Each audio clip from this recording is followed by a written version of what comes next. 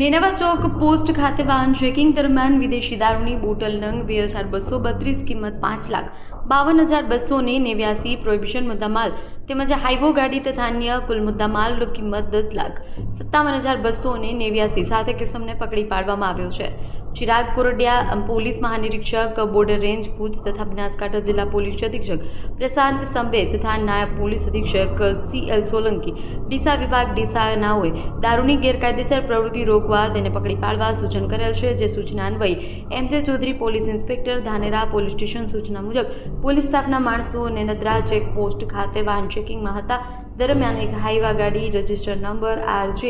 15GA1925 ચાલક નિહાલ ખાન નવાબ ખાન સાથે જ ધંધો ડ્રાઇવિંગ કરે છે બાપુ સરિયા રામસરજી બાડમેર રાજસ્થાનને ગેરકાયદેસર અને વગર પાસ પરમિટનો ભારતીય બનાવટની વિદેશી દારૂની બોટલ નંગ 2232 જેની કિંમત 5,52,289 પ્રોહિબિશન મુદ્દામાલ ગાડીની કિંમત 5 લાખ મોબાઈલ ફોન નંગ 1,50,000 એમ મળી 10,57,289 મુદ્દામાલ સાથે કિસમને પકડી કાયદેસરની કાર્યવાહી કરવામાં આવેલ છે।